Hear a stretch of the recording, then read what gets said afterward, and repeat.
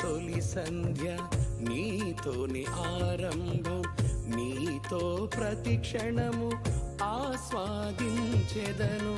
జీవనమలి సంధ్య నీతోని సహవాసం, కలనైన మరువను నీ సహచర్యము.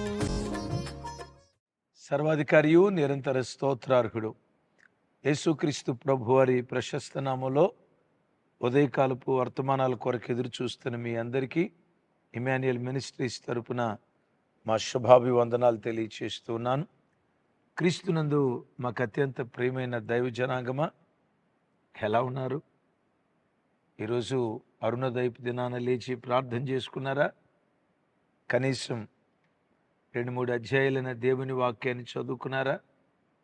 తమ్ముడు, చెల్లి, మిమ్మల్ని ఈరోజు అరుణోదయపు దినాన మీ కంఠధ్వని దేవునికి వినిపించారా? ఎంతమంది ఉదయకాలం లేచి ప్రార్థన చేసుకున్నారో అనేకులు పురికొల్పబడినట్లుగా ఈ అరుణోదయపు దినాన్ని లేచి ప్రార్థన చేసుకున్న వారు కింద కామెంట్ బాక్స్లో రాయండి.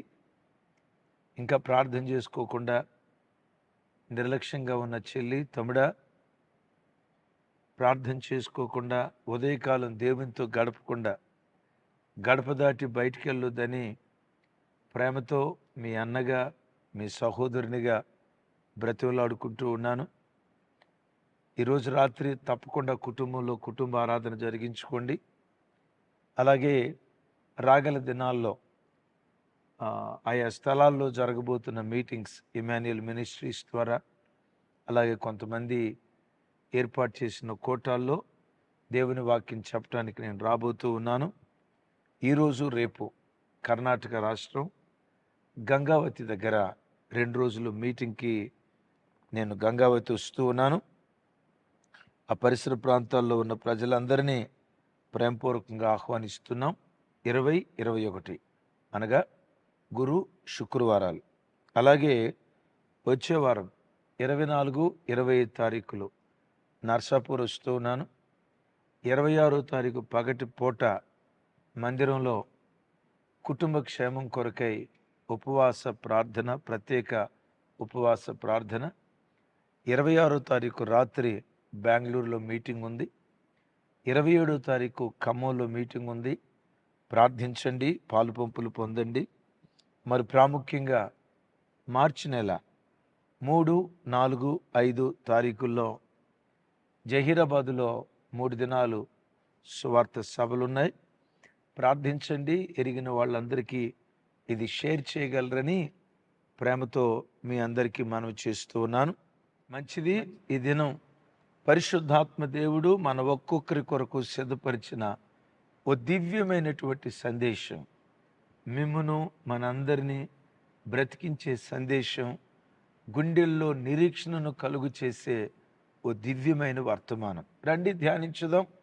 యెషయా గ్రంథం 11వ అధ్యాయం 10వ వచనం. ఆ దినమున ప్రజలకు ధ్వజముగా నిలుచుచుండు యెషయి వేరు చిగురునొద్ద జనములు విచారణ చేయుదురు. విన్నారా? యెషయి వేరు చిగురునొద్ద విచారణ చేస్తారు. ఆ వేరు చిగురు తనను విచారణ చేసిన ప్రజల జీవితాల్లో ధ్వజంగా నిలుస్తుంది అని యెషయి భక్తుడు ఓ దివ్యమైన ప్రవచనం చెప్తారు. యెషయి వేరు చిగురు. ఎవరా యెషయి వేరు చిగురు? ఎస్, మన ఆరాధ్య దైవం ప్రభు అయిన యేసుక్రీస్తు వారు. యేసుక్రీస్తు వారిని దేవుని వాక్యం చిగురుతో పోల్చింది. ఎందుకు యేసుక్రీస్తును చిగురుతో పోలుస్తారు? ఇదే అధ్యాయం 1వ వచనంలో చూస్తే 11వ అధ్యాయం 1వ వచనం, యెషయి మొద్దు నుండి చిగురు పుట్టును, దాని వేరుల నుండి అంకురము ఎదిగి ఫలించును. యెషయి మొద్దు నుండి చిగురు పుట్టును. యెషయి అనే ఓ మహా గొప్ప వృక్షం ఉండేది. ఆ మహా గొప్ప వృక్షం నేల మట్టుకు నరకబడి అది ముద్దయిపోయింది.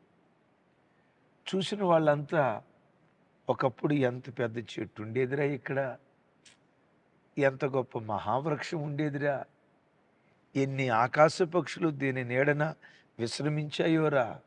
అయ్యయ్యో, ఈరోజు అది నరకబడింది. నరకబట్టమే కాదు, మొద్దయిపోయింది. ఇక ఇది మరలా బ్రతకదు అని ప్రపంచమంతా అనుకుంటూ ఉంటే ఆ మొద్దులో నుండి చిన్న చిగురు ప్రారంభమైందట. దైవజనమ, ఆ మొద్దులో చిగురు కనపడటంతో ప్రతి మనిషి ఏమంటాడో తెలుసా? మరలా ఇది బ్రతుకుతుందిరా, ఈ మొద్దు మరలా చిగురిస్తుందిరా, ఇది తప్పకుండా మరలా మహావృక్షం అవుతుందిరా. ప్రజల జీవితాల్లో నిరీక్షణ పుట్టించేది ఆ చిన్న చిగురు కదా. ఆ మొద్దులో చిన్న చిగురు కనపడటంతో ప్రజల గుండెల్లో నిరీక్షణ బయలుదేరుతుంది. నీవు ఆరాధించే నీ యేసుక్రీస్తు నిరాశల వలయంలో చిక్కుకున్న నీ బ్రతుకులో నిరీక్షణ పుట్టించే గొప్ప దేవుడు. ఆశలు లేని నీ బ్రతుకులో ఆశలు పుట్టించే ఆశాజ్యోతి మన ఆరాధ్య దైవం ప్రభు అయిన యేసుక్రీస్తు వారు. ప్రజలందరూ అన్నారు మొద్దయిపోయిందని, చిగురంటుంది మరలా ఇది బ్రతుకుతుందని. నిన్ను చూసి కూడా జనాలందరూ వీడు కుటుంబం మొద్దయిపోయిందిరా, అయిపోయిందిరా వీళ్ళ పని. ఒకప్పుడు ఎంత గొప్పగా బ్రతికారో, ఒకప్పుడు ఎంత బాగా బ్రతికారో, ఒకప్పుడు ఎంత ఘనంగా బ్రతికారో, వాళ్ళ గౌరవం, ఘనత, ప్రభావం, మహిమ మొత్తం కోల్పోయి ముద్దయిపోయారు. మరలా వీళ్ళు బ్రతకరు అని ప్రజలందరూ అంటున్నారా? చిగురంటుంది మరలా నువ్వు బ్రతుకుతావు, మరలా నువ్వు మహావృక్షం అవుతావు. మోడైన నీ బ్రతుకును చిగురింప చేయగలిగే ఆ చిగురే ఆరాధ్య దైవం ప్రభు అయిన యేసుక్రీస్తు వారు. ఓసారి లారెన్స్ అనే ఓ భక్తి కలిగిన యవనస్తుడు చిన్నతనం నుంచి సేవ చేయాలనే ఆశ. మన రోమన్ క్యాథలిక్లో ఫాదర్స్ ఉంటారు కదా, అలా ఫాదర్ అవ్వాలనే ఆశ. అయితే కుటుంబ పరిస్థితులను బట్టి మిలిటరీలో జాయిన్ అవ్వాల్సి వచ్చింది. ఫాదర్ కాలేకపోయాడు. ఆ మిలిటరీలో కొన్ని పరిస్థితులను బట్టి ఆయన కాలు కోల్పోవలసిన పరిస్థితి. దివ్యాంగుడు అయిపోయాడు. ఓ రోజు కృంగిన హృదయంతో ఆ అంగవైకల్యం కలిగిన కాలుతో అలా వెళ్తూ ఉంటుండగా మార్గ మధ్యలో మోడుగా మిగిలిపోయిన ఓ చెట్టు ఆయన కనపడిందట. విచిత్రం. ఆ చెట్టు దగ్గర నిలవబడి ఆ చెట్టు వైపు తదేకంగా చూస్తూ, చెట్ట, నీవెలా మూడైపోయావో నా బ్రతుకు కూడా మూడైపోయింది. మనిద్దరం దుందే, నీ బ్రతుకు ఎండిపోయింది, నా బ్రతుకు ఎండిపోయింది. నీవు చిగురించు, నా బ్రతుకు చిగురించదు, మనిద్దరు బ్రతుకులు ఒక్కటే అని ఆ చెట్టును చూసి తెగేడ్చాడట, తన బ్రతుకును గుర్తుకు తెచ్చుకొని. అలా వెళ్ళిపోయాడు. మరలా కొన్ని నెలల తర్వాత అదే మార్గం గుండా రావాల్సిన పరిస్థితి. చెట్టుకుని ఈయనకి ఈ చెట్టు గుర్తొచ్చింది. మేబీ నరికేసి ఉంటారు, చివరికి మొద్దు కూడా కనపడకపోవచ్చు అని అనుకుంటూ ఆ స్థలానికి వచ్చేసరికి ఆ మొద్దు స్థానంలో పచ్చటి చెట్టు ఆ ఎండిపోయిన చెట్టు స్థానంలో పచ్చటి చెట్టు కనపడుతుందట. ఆకాశ పక్షులు మరలా దానిలోకి వచ్చి రాలే పచ్చటి చెట్టుగా కళకళలాడుతుందట. ఆ చెట్టు దగ్గర కూర్చొని, ఇది మొద్దయిపోయింది అనుకున్నానే, ఇది నరకబడింది అనుకున్నానే, ఇది బ్రతకదు అనుకున్నానే, అయ్యో మరలా ఎలా బ్రతికింది అని ఆశ్చర్యపోతూ ఉంటే ఆకాశం నుంచి దేవుడు లారెన్స్తో మాట్లాడుతున్నాడట. లారెన్స్, మొద్దయిపోయిన ఈ చెట్టును ఎలా బ్రతికించాను, మోడైపోయిన ఈ చెట్టును మరలా ఎలా చిగురింప చేశానో, నీ బ్రతుకును కూడా నేను చిగురింపజేస్తా. నన్ను ఆధారం చేసుకొని బ్రతుకు. నీ బ్రతుకును కూడా చిగురింప చేస్తా, నా మీద విశ్వాసం ఉంచు. నీ బ్రతుకును కూడా మహావృక్షంలాగా మారుస్తా, నా మీద నువ్వు ఆనుకుంటే భయపడకో, నన్ను ఆశ్రయించు అని దైవస్వరం ఆయనకి వినబడిందట. ఆ మాట విని, దేవా, ఈ చెట్టునే బ్రతికించేవే, నీ పోలికలో నీ సారూప్యంలో సృజించబడిన నన్నెందుకు బ్రతికించో, తప్పకుండా నీవు నన్ను బ్రతికిస్తావు అని ఆ క్షణం నుంచి దేవుని మీద ఆధారపడటం నేర్చుకున్నాడట. ఈ ఉదయం వాక్యం వింటున్న తమ్ముడా, చెల్లి, ముద్దయిపోయావా? మోడు బారిన చిట్టుగా మిగిలిపోయావా? నీ యేసు చిగురు, నీ యేసు చిగురు. ఆశలు లేని నీ జీవితంలో ఆశా జ్యోతి యేసుక్రీస్తు వారు. ఆ చిగురు చూసినప్పుడల్లా ఇది మరలా బ్రతుకుతుంది అనే నిరీక్షణ పుట్టించింది కదా.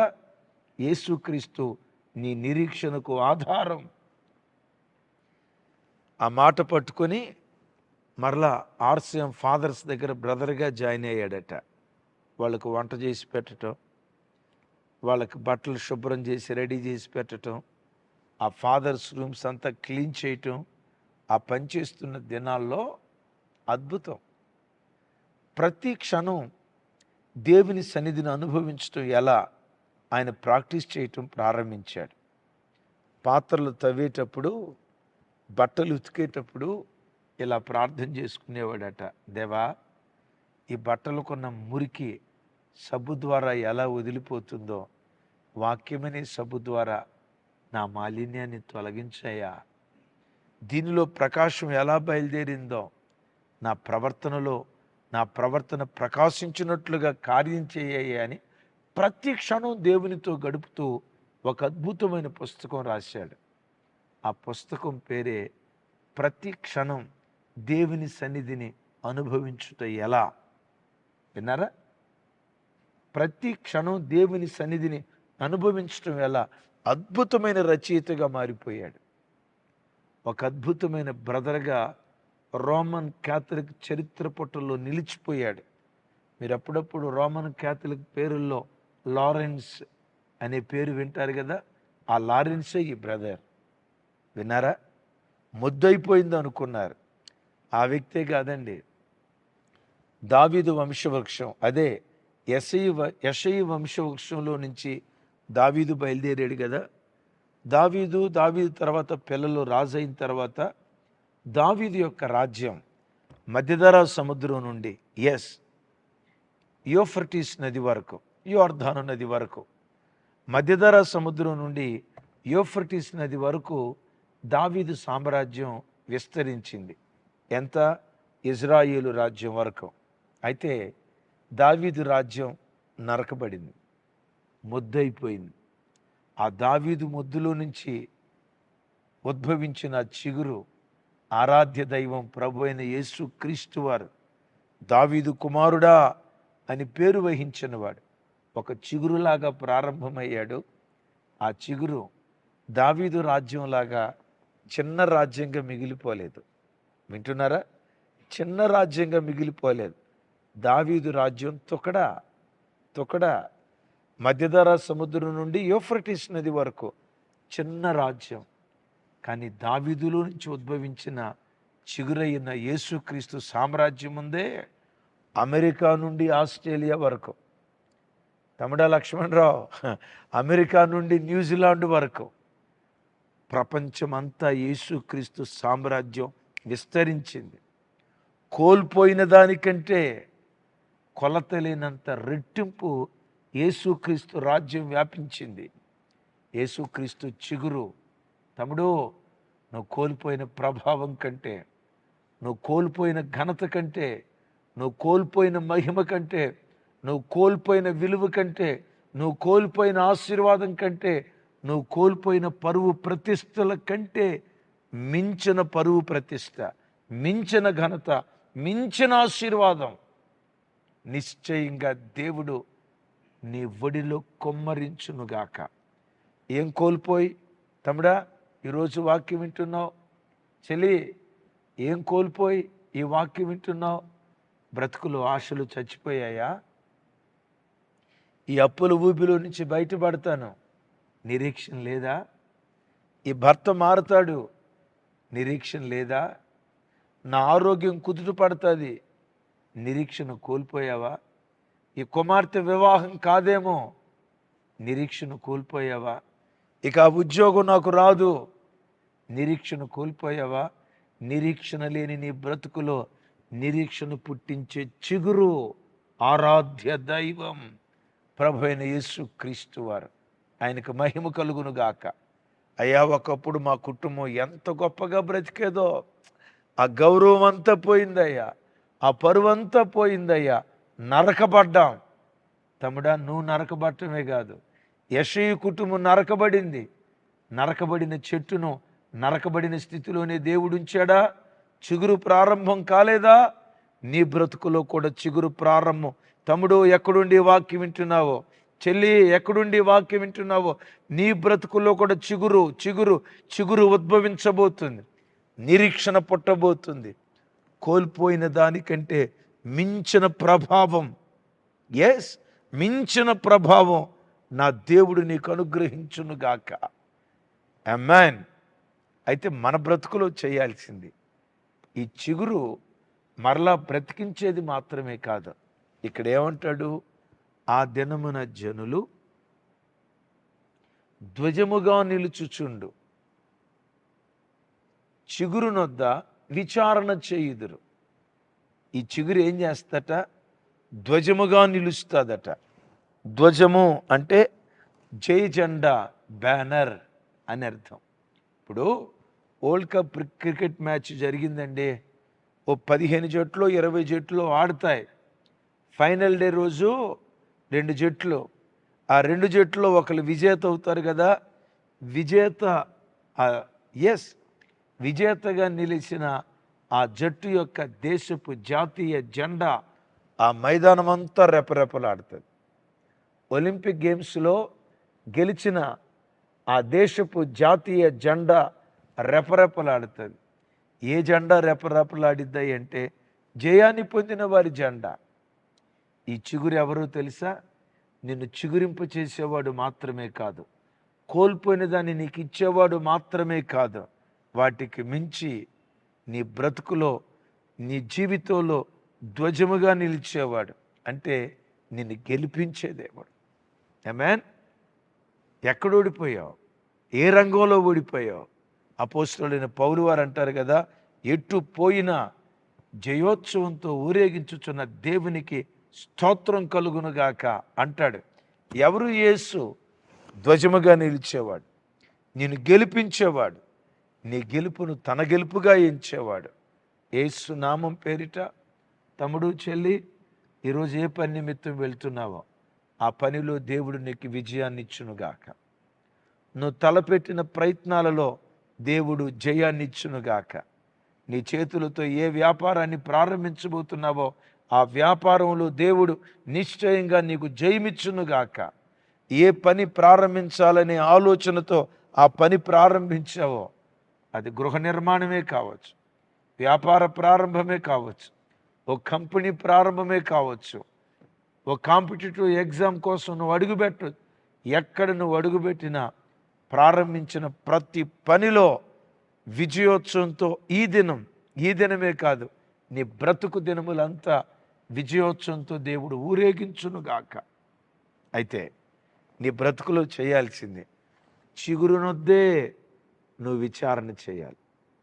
చిగురు మీదే నువ్వు ఆనుకోవాలి. చూస్తే ఆయన చిగురే, చిత్ర విచిత్రాలు చేసే చిగురు. విన్నారా? ఇది జరుగునా అని అనుకొనని భీకర కార్యాలు జరిగించే చిగురు. చూడటానికి చిగురే. యేసు 2 అక్షరాలు, నీ తలరాత మార్చే అక్షరాలు, నీ స్థితిగతులు మార్చే అక్షరాలు, మట్టిఘటాన్ని మహిమైశ్వర్యంతో నింపే అక్షరాలు, మట్టిఘటాన్ని మహిమాలోకానికి తీసుకుని వెళ్ళే అద్భుతమైన చిగురే. కానీ ఈ చిన్న చిగురు చిత్ర విచిత్రాలు చేస్తుంది. నిరీక్షణ లేని బ్రతుకులో నిరీక్షణ పుట్టిస్తుంది.